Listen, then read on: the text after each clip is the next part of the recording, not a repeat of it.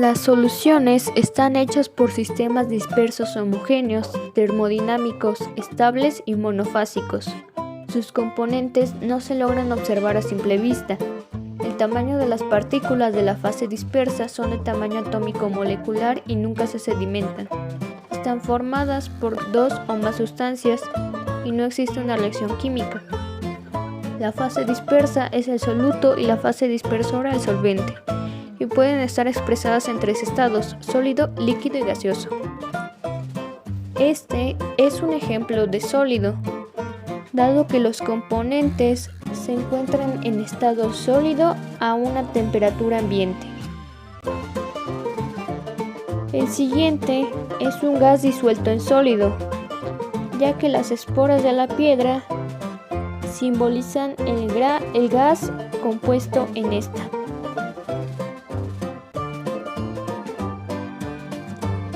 El detergente que se muestra es un ejemplo de líquido disuelto en líquido, pues los componentes que se utilizaron para la fórmula son sustancias químicas líquidas.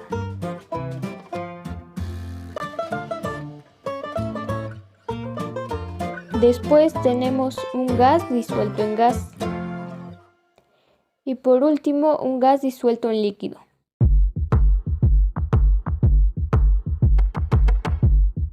En la mayoría de las soluciones, la solubilidad suele variar con la temperatura, debido a que un aumento de la temperatura causa un incremento de solubilidad. En cambio, la solubilidad de un gas en agua aumenta con la presión del gas sobre el disolvente. Al disminuir la presión, esta también lo hace. De esta manera, la solubilidad de los gases es directamente proporcional a la presión. Los gases disueltos en líquidos se comportan de manera inversa a los sólidos en relación con la temperatura. La solubilidad de un gas en agua disminuye cuando aumenta la temperatura. La solubilidad y la temperatura son inversamente proporcionales. Interés de las soluciones. Interés de las soluciones radica en 3 puntos importantes. El primer punto es la practicidad, que es cuando algunas sustancias se manejan mejor disueltas en líquidos como las bases o los ácidos. El segundo punto es la conservación, que es al ser disueltas en un líquido, ciertas sustancias se conservan mejor y permanecen por una mayor cantidad de tiempo inalteradas, como aquellas que observan la humedad del ambiente, como por ejemplo el cloruro de potasio. El tercer punto importante es la velocidad de reacción, que es cuando una solución dispone de mayor número de corpúsculos disponibles para reaccionar.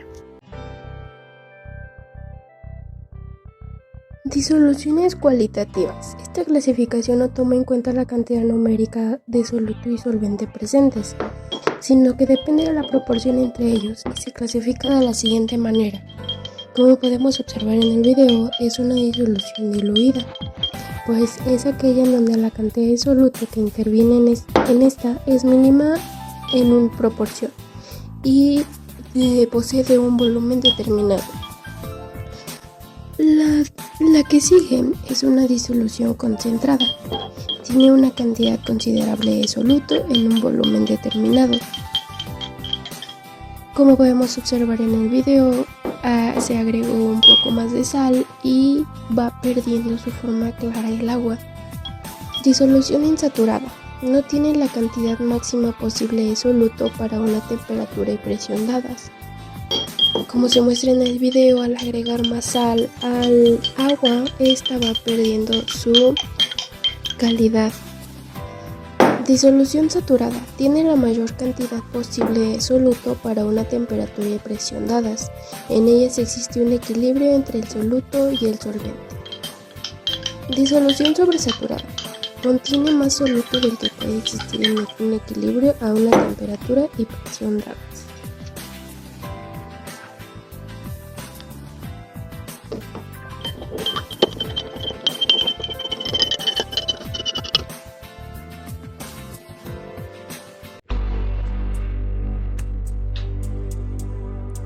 Los términos cuantitativos representan la concentración de soluciones de forma numérica y precisa.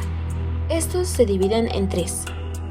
Como primer inciso tenemos el porcentaje de concentración o conocido también como la concentración porcentual. Esta se calcula dividiendo la masa del soluto entre la masa de la solución y multiplicando su resultado por 100. Un empleo de esto sería al tratar el gel antibacterial, ya que para su correcta preparación se utiliza únicamente el 70% de alcohol etílico por cada 100. Otro inciso sería la concentración ppm o partes por millón. Esta se calcula dividiendo la masa de soluto en gramos entre la masa de la solución igualmente en gramos, y el resultado en esta ocasión se multiplicará por 1.000.000. Una parte por millón se utiliza para medir la calidad del aire como un muy buen ejemplo. De esta forma, 5 partes por millón de monóxido de carbono equivalen a 5 unidades de volumen de monóxido de carbono por cada millón de unidades de volumen de aire. Finalmente, tenemos la concentración molar. Esta se calcula dividiendo el número de moles de soluto por el volumen de la solución en litros. Los recuentos de números de moles se obtienen dividiendo la masa entre el peso molecular de un soluto. Regla de 3 para calcular proporciones. Comúnmente utilizada en el cálculo de concentraciones. Existe una relación proporcional entre el soluto solvente y la disolución, así como también en sus porcentajes. El porcentaje de la disolución siempre será de 100%. Porcentaje en masa.